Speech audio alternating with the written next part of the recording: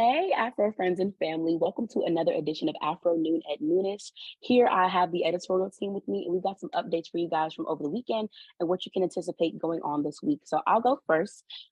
This weekend, Rolling Loud 2023 happened in Miami, and they had some really big people headlining and also just performing overall. So people like Playboy Cardi, Kodak Black, Ice Spice, Key Glock, ASAP Rocky. It was definitely a star-studded event, and everybody was out. So that seemed to have been a success. Fortunately, there were no violent events or anything like that. You know, it's kind of sad that we have to praise that for not happening nowadays, but that went off without a hitch. And also, the long anticipated statement from Jamie Foxx has been made. So, of course, as you guys know, earlier this summer, he had gotten sick and there was a lot of conspiracy about what happened. He had a stroke. Some people were saying that he's been cloned, whatever else, but he spoke out and he noted that, you know, he's better now and that he's really happy to be on his way back. He noted that his sister and his daughter had a lot to do with his well-being and his recovery. And so he thanked them along with a multitude of medical staff that I guess helped get him back to health. He noted that he hadn't said anything sooner because he didn't want us as his fans and, you know, the people of the world to see him in the state that he was, I guess, with a series of tubes and whatnot hanging out of him. So, yeah, that's what I have. How about you next, Ashley? Well, there's definitely been a lot going on, especially in Washington, D.C. and across the nation. We can first start off with President Biden, who recently announced that tomorrow he will be signing a proclamation for a memorial for Emmett Till that will be in Illinois, in addition to Mississippi. Illinois was where his funeral services were held after he was killed, and Mississippi is where he was abducted and murdered, and his murderers were acquitted by an all-white jury. So a lot of people will be learning more about this across the nation after this proclamation is signed on Tuesday. But on a regional level, the Ubiquitous Women's Expo held their 9th annual conference here in Washington, D.C. at the Walter E. Washington Convention Center. They had performances from Drew Hill, Cisco, and numerous other people. There were reality stars there like Dr. Heavenly Kimes. We also had Arena Tyler of Love and Marriage DC. So people were having life-changing conversations with these powerful women, and it was definitely the place to be this weekend. But on a more somber note, there's a lot of news going on in DC, especially with the council, as they signed multiple pieces of emergency legislation, one of them being the Prioritizing Public Safety Act of 2023, which now allows juveniles, children, and teens to be locked up pre-trial, determined by the judges here locally. And so a lot of people are rebutting rebuttable presumption, which is what is going to be used for courts to decide whether or not people should be held pre-trial. So the ACLU has protested this. The Thrive Under 25 Coalition has also protested this, and many people are against the legislation, which was introduced by Councilwoman Brooke Pinto. The only person who voted against this legislation, though, was Councilmember Janice Lewis George. And so many people are talking about this. It's creating a lot of conversation, and it's something that we will look forward to covering here at the Afro.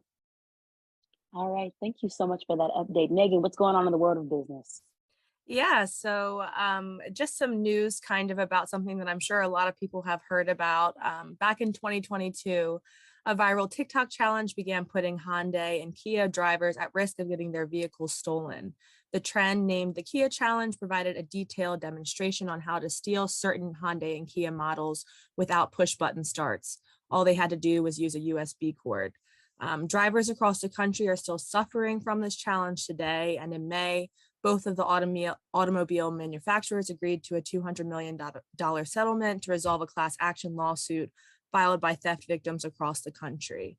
According to the complaint, the victims alleged that Hyundai and Kia failed to install engine immobilizers that prevent theft in millions of their vehicles. They also claim that certain vehicles had design flaws, such as loose collars and casings in the steering column, and ignition lock cylinders without locking mechanisms that allow individuals to steal the cars in less than 90 seconds. On AFRO.com right now, we have a story breaking down what's been happening with this TikTok challenge and highlighting some of the stories of victims that have kind of gotten their car stolen or broken into or damaged just because of this TikTok challenge.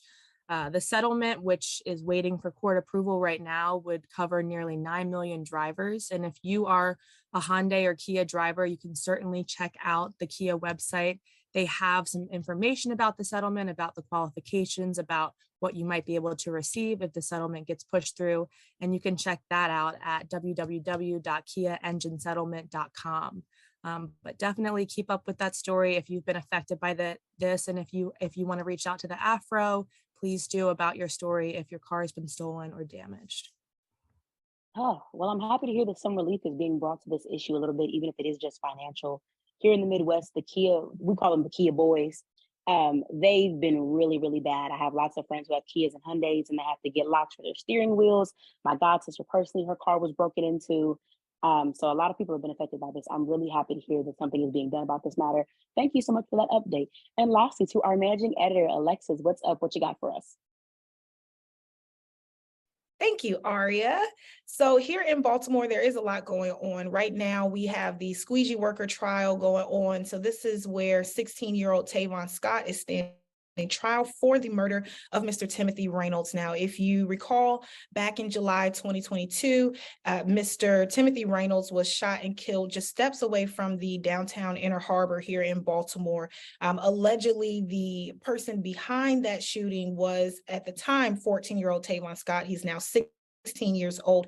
His defense team is taking his case to the jury today.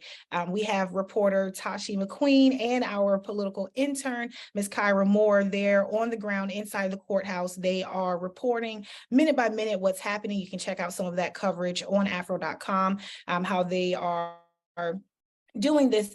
There are no witnesses being called. There are no witnesses being called for the 16-year-old. However, we did have several witnesses called last week as the prosecutors laid out their case.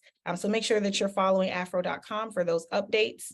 In addition to that, another headline that's coming out of Baltimore right now, there is a Black sailor that is missing. He was last heard from when he left the coast of Mexico, Acapulco, Mexico, and this is Captain Donald Lawson. So y'all know that Black people traditionally don't take up sports like this. So prayers are going out to the family because this brave young man is out there. He decided to take to the seas, and we are praying for his safe return home. The family is saying that they have lost contact with him. They lost contact with him earlier this month. So no one has had contact with him in over a week. So very concerned about his well-being. We want him to make it home safely, and we're praying for his family and friends. So that's it for here in Baltimore. I will toss it back to you, Aria.